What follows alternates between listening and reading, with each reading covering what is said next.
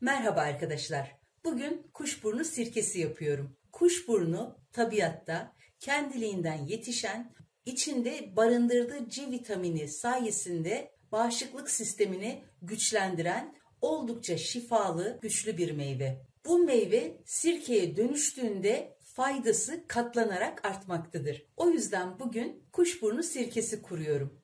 Bunları yıkamadan önce saplarını, kötü olanlarını, kurumuş olanlarını hep ayıkladım. En sağlıklı olanları böyle kabıma aldım, tarttım, tam 1 kilogram geldi. Bunları birkaç su yıkadım. Mutfak havlusunun üzerinde serdim. İyice suyu süzüldü, kurudu. Artık şimdi sirke yapımına hazır. Kuşburnu sirkemizin daha özlü, daha güzel olması, meyvenin özünü suya bırakabilmesi için mutlaka sirke kurarken şu kabuğunu bir şekilde patlatmamız gerekiyor. Eğer çok olgunlarsa şöyle elle de sıkarak parçalayabiliriz. Ya da bir bıçak yardımıyla veya havanda ya da zeytin kırar gibi sert bir cisimle vurarak veya mutfak robotundan geçirerek bir şekilde kabuğunu parçalayıp o şekilde sirke yapmamız sirkemizin daha güçlü bir sirke olması için çok faydalı olacaktır. Ben de bunları tek tek uğraşmak yerine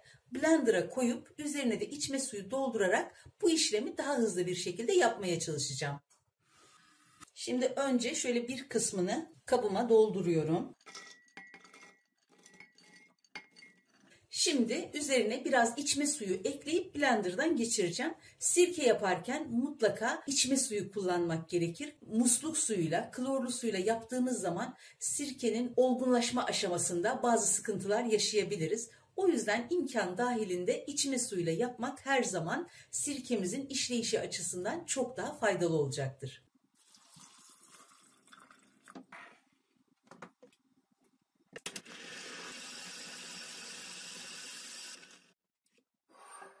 Parçaladığım kuşburunlarını 5 litrelik kavanozumun içine dolduruyorum. Şimdi de kalanları parçalıyorum.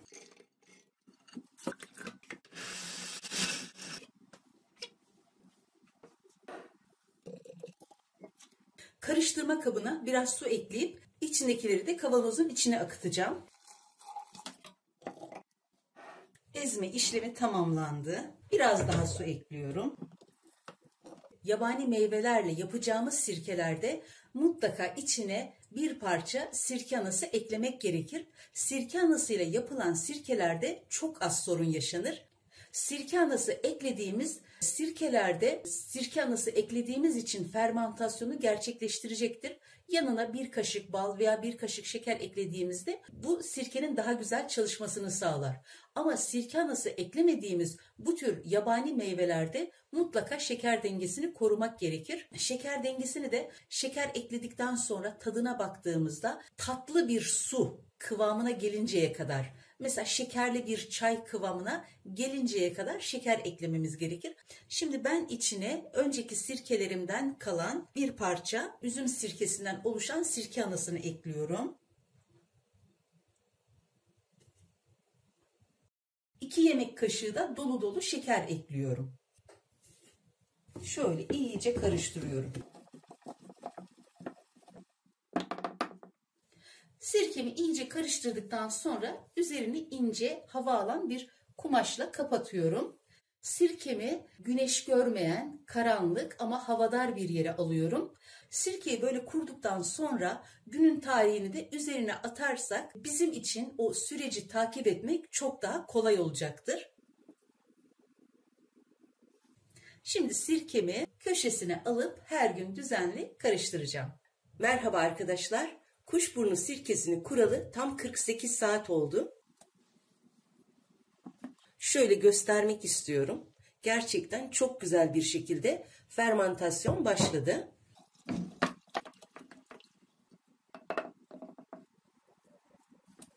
Her gün düzenli bir şekilde karıştıracağım ta ki meyveler dibe çökene kadar. Kuşburnu sirkemin 6. günü. Kabarmalar gayet güzel devam ediyor.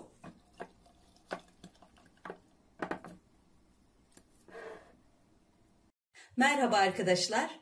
Kuşburnu sirkemi kuralı tam 13 gün oldu. Meyveler tamamen dibe çöktüğü için sirkemi artık karıştırmayacağım.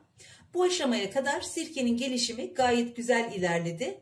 Çökme tam zamanında gerçekleşti. Şimdi sirkemi uykuya alacağım. Bu uyku ya da dinlenme süresi en az 2 ay sürebilir. Bu süre içinde sirkeyi hiç oynatmayacağım, dokunmayacağım ki sirke anası rahat oluşsun ve çökme yaşamasın. Sirkeyi beklettiğim yerde diğer sirkelerim de var. İster istemez sirke sinekleri uçuşuyor. Sirkemizin rahat hava alması ama sirke sineklerinin içine kaçmaması için bir ince kumaşla sirkemizi kapatıp o bekleme süresini bu şekilde geçirmesini sağlamamız gerekiyor. Şimdi lastikle de ağzını sabitledikten sonra uzun süre dinleneceği köşesine alıyorum. Merhaba arkadaşlar. 2 Kasım'da kurduğum kuşburnu sirkesi artık tamamen olgunlaştı. Yaklaşık 3 ay önce kurmuştum. Bugün artık sirke anısını içinden alıp bu aşamayı da sizlerle paylaşmak istedim. Burada muşmula sirkesinin sirke anısı var. Aşırı meyve yoğunluklu olduğu için meyvelerin üzerine oturdu sirke anısı. Oldukça kalın, güzel bir sirke anası oluşmuş. Meyvenin rengini almış. Bunu da kaldırıyorum. Kabımın içine süzgecimi aldım. Bu tülbentten yaptığım bez süzgeçleri de tel süzgecin içine yerleştirdim ve artık süzüyorum.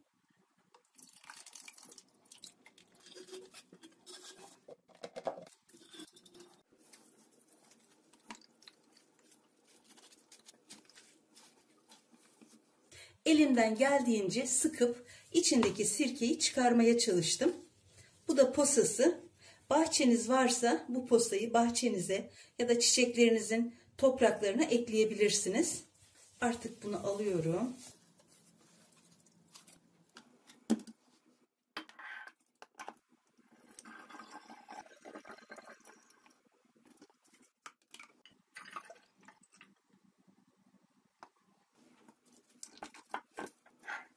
Sirkem meyve yoğunluklu olduğu için şu anda süzdüm ama çok tortulu. Zamanla tortu dibe çökecek ve onu tekrar süzeceğim. Şu anda tamamen beklemeye alacağım. Diğer sirkelerimin yanında birbirine karışmaması için hangi sirkenin hangi meyveden yapıldığını bilebilmek. Çünkü renkler birbirine bazen çok benziyor ve hangi tarihte yaptığımı bilmek için sadece tarihini ve meyvenin adını yazarak sirkelerimi diğer sirkelerimin yanına alacağım. Şimdi bu sirkelerimi de diğer sirkelerimin yanına alacağım. Karanlık ve serin bir yerde bekleteceğim. Sirke oluşum aşamasında oda sıcaklığını istiyor ama böyle oluştuktan sonra artık evinizin kilerinde veya konservelerinizi sakladığınız, beklettiğiniz yerde bekletebilirsiniz. Merhaba arkadaşlar. Kuşburnu sirkesini süzüp şişelere doldurduktan sonra üzerinden tam 3 ay geçti. Bu sürede tortular tamamen dibine çöktü.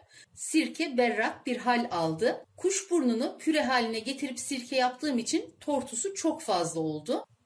Bakın bu şekilde. Özellikle bu küçük şişenin tortusu çok fazla. Ama üst kısmı gayet güzel. Yine bunun da alt kısmında tortusu görüyorsunuz.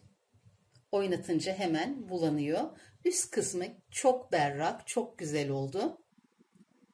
Sirkeyi böyle tortusuyla çok uzun süre bekletmek doğru değil. Ben iyice tortu dibine çöksün diye biraz da bekledim. Şimdi bunu tekrar süzeceğim. Tortularından arındırmaya çalışacağım. Çünkü tortusuyla beklediği zaman kalitesi düşüyor ve bekleme süresi, ömrü de kısalıyor.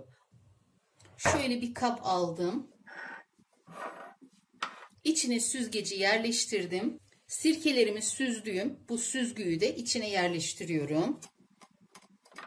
Hatta daha da iyi süssün diye birkaç kat aynı kumaştan parça içine yerleştiriyorum. Şimdi sirkelerimi üst kısmını, o parlak kısmını yavaşça süzmeye çalışacağım. Şu tortulu kısmı içine eklemiyorum. Yine aynı şekilde bunu da yavaşça süzüyorum.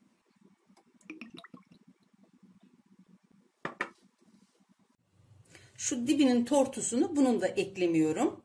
Şimdi bu süzdüğüm sirkeyi temiz bir şişenin içine dolduracağım.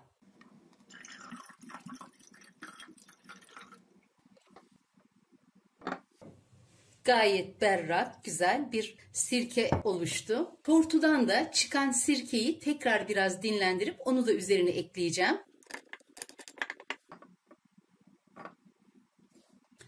Üzerine tarihini ve hangi meyveden olduğunu tekrar yazdım. Bu sirkemi artık senelerce saklayabilirim ya da hemen kullanabilirim. Çünkü tortusundan arındırdım.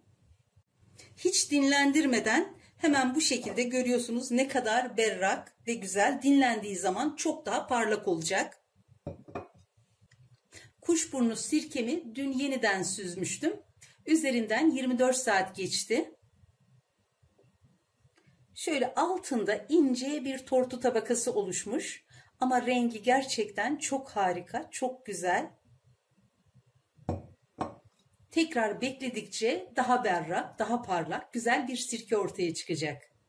Eğer vaktiniz varsa sirkelerinizi mutlaka bir yıl dinlendirin derim. Bir yılın sonunda çok keskin, çok daha böyle oturmuş, tadını almış güzel sirkeler ortaya çıkıyor. Özellikle salatalarda ve turşularda kullanılacak olan sirkeler mutlaka bir yıl bekletilmeli. Uygun ortamlarda bulabildiğiniz, toplayabildiğiniz zaman herhangi kimyasala maruz kalmamış en orijinal, en doğal, en organik meyveler bu yabani meyvelerdir. Mutlaka yapın ve deneyin derim. Yapacak ve deneyecek olan herkese şimdiden kolay gelsin, afiyet, şifa olsun.